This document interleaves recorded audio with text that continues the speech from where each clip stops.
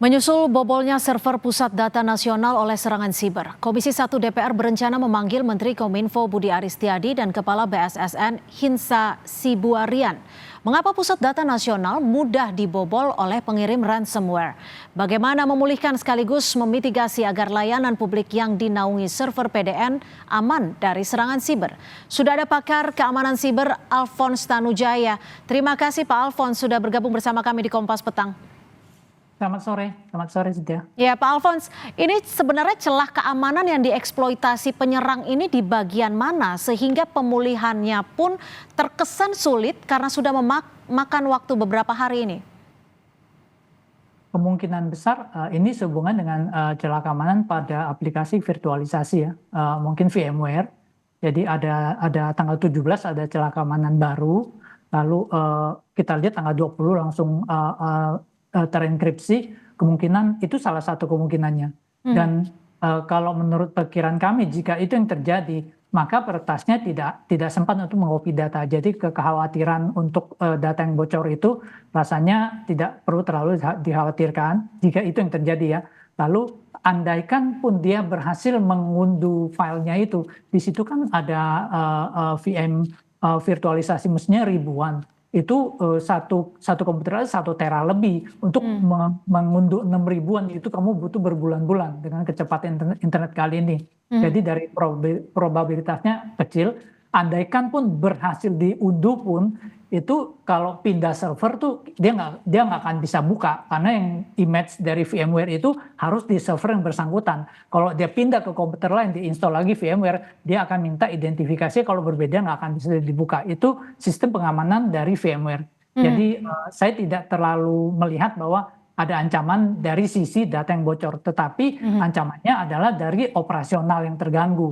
Dan ini memang sudah 5 hari dan kita lihat bahwa kita bisa, mungkin ada alasan, saya yakin Kominfo bukan berdiam diri. Ini di belakang pasti setengah mati mencari dan mungkin ada hal lain yang kita tidak tahu apa yang sedang dilakukan. Apakah ingin melakukan forensik atau sejenisnya supaya tidak terjadi lagi di kemudian hari. Tapi kalau Anda lihat apa yang terjadi saat ini akibat disaster recovery centernya tidak berfungsi sehingga kebobolan atau ada hal lain sehingga mitigasi yang pastinya sebelumnya mungkin sudah dilakukan Kemenkominfo tidak berjalan dengan baik?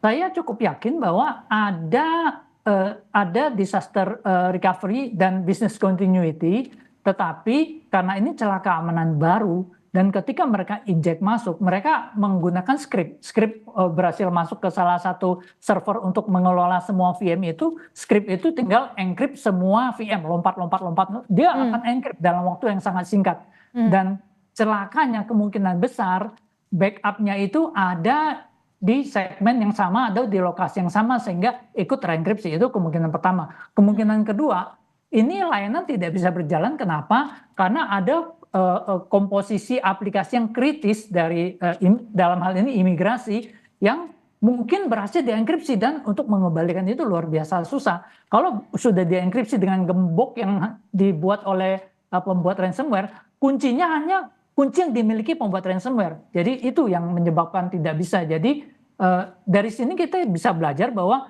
imigrasi 2 hari agak tertatih, walaupun hari ini juga untuk pembuatan paspornya tertatih, di sana kelihatan bahwa database-nya memang agak terganggu, tetapi untuk layanan lainnya mereka bisa cepat. Jadi hari ketiga, hari keempat sudah agak normal. Nah, saya cukup apresiasi dalam arti bagaimana, jadi katakan kita buka restoran, nasinya tahu-tahu habis, terlalu banyak tamu. Masak nasi nggak mungkin lagi, harus kreatif. Cari ke sebelah, ke warung nasi Padang, beli nasi, beli apa. Pokoknya yang tamu nggak boleh merasa bahwa ada gangguan. Nah itu spirit itu yang harus dilakukan. Tapi tadi Anda menyebutkan kalau kebocoran data mungkin tidak terlalu menjadi bagian yang diresikokan saat ini. Tapi dampak-dampak yang sejatinya perlu dikhawatirkan oleh masyarakat itu apa sih Pak Alphonse? Yang sekarang yang perlu dikhawatirkan adalah data yang dienkripsi itu pemerintah sudah bilang kita nggak mau bayar, oke, udah dienkripsi udah pasti hilang, nggak ada kuncinya. simpan datanya, jangan dihilangkan, disimpan. Saya yakin suatu saat dalam waktu 5 tahun lagi data ini akan bisa didekripsi karena perkembangan komputer udah luar biasa. Percayalah, 5 tahun sampai 10 tahun pasti akan bisa. Teknologi udah menuju ke sana, teknologi AI dan kuantum menuju ke sana. Bentar lagi enkripsi bisa dipecahkan.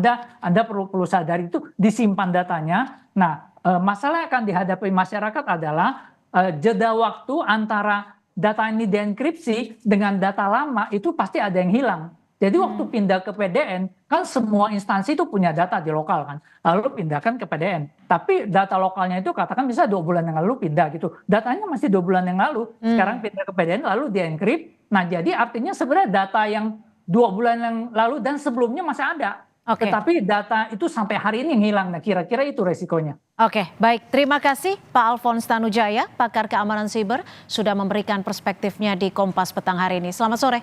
Selamat sore.